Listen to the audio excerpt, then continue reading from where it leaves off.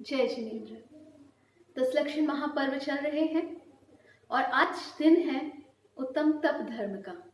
हम आज बात करने जा रहे हैं उत्तम तप धर्म की। जब तप शब्द सुनते हैं तो ऐसा लगता है इस तप से हमारा क्या काम है। यह तप तो मुनियों के लिए, साधुओं के लिए, संतों के लिए बना हुआ है। हम गृहस्थ लोग, हम जो घर गृहस्थी में काम कर रहे हैं, हमारा कोई तप थोड़ी होता है, हमें कोई तप थोड़े ही करना होता है। देखिए, अगर किसी व्यक्ति का कोई एम है, कोई लक्ष्य है, तो वो तप के द्वारा ही पूरा होता है। अगर कोई स्टूडेंट है और वो अच्छे मार्क्स अगर पाना चाहता है, तो वो जो कड़ी मेहनत करता है ना पढ़ाई के लिए, वो उसका तप है। एक मजदूर है जो 2 जून की रोटी कमाना चाहता है, तो वह जो दिन भर में मजदूरी करता है, वह उसका तप है। जिसका भी कोई लक्ष्य होता है, चाहे वो चित्रकार हो, चाहे वो कुम्हार हो, जितने भी काम करने वाले जीव हैं, वो जो कड़ी मेहनत करते हैं, वही उनका तप होता है। और हम धर्म को अपने अंदर प्रकट करने के प्रयास कर रहे हैं, तो धर्म को प्रकट करने के लिए जो हम प्रयास करेंगे, वही हमारा तप कहलाएगा। तप की जब बात आती है तो ऐसा लगता है कि वह जो तप है वह तो मोक्ष की ओर लेकर जाने वाला है, और इस भाव में तो हमें मोक्ष मिलने वाला है नहीं। इस युग में, इस काल में तो मोक्ष हमें मिलने वाला है नहीं, तो हम तप क्यों करें।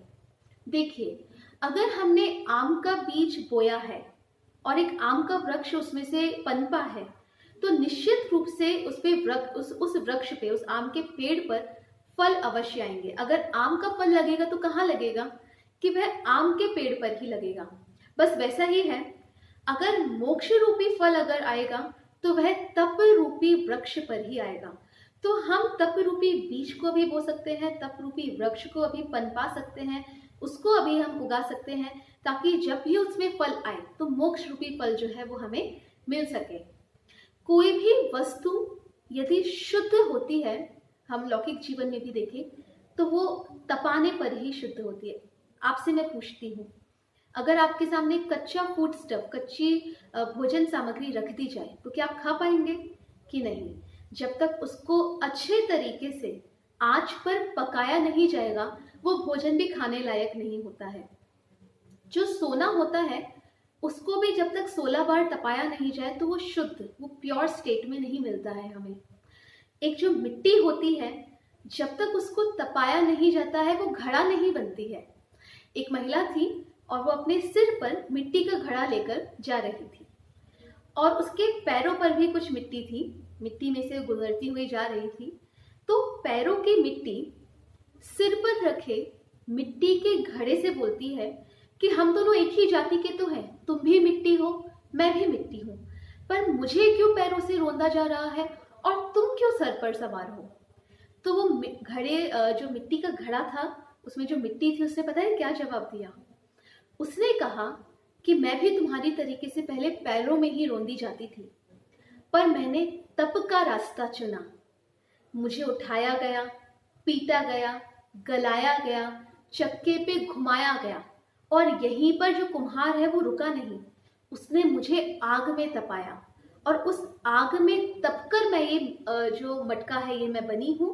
और क्योंकि मैं आग में तपी हूँ, इसलिए मैं पैर पर से उठकर सिर पर सवार हो पाई हूँ। हम भी गतियों में घूम रहे हैं। अगर मोक्ष गति हमें प्राप्त करनी है तो इस तप का रास्ता ही हमको चुनना पड़ेगा।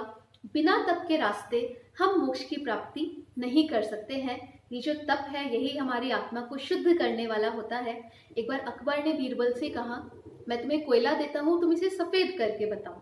बीरबल ने पूरी रात सोचा कि कोयले को सफेद कैसे कर सकता हूँ, कौन सी साबुन, कौन सी क्रीम पाउडर इसको मैं लगाऊं। अंत में जब सुबह होती है, वो जाते हैं अकबर के सामने, कोयला रखते हैं, उसमें आग लगाते हैं। थोड़ी ही देर में वो जो कोयला है वो अंगारा बनता है, और अंगारा जब ठंडा होता है तो वो राख बन जाती है। और वो राख किस रंग की थी, सफेद रंग की थी। बस वैसे ही अगर हमें भी, हम अशुद्ध पर्याय में हैं, अगर हमें भी शुद्ध बनना है, तो इस तप के द्वारा ही हम शुद्ध बन सकते हैं। इस तप की अग्नि से ही यह जो अशुद्ध आत्मा है, इसे शुद्ध बना सकते हैं। इस अशुद्ध आत्मा को हम शुद्ध बनाएं और तप के रास्ते पर हम चलें, यही मेरी भावना है। जय जिनेंद्र।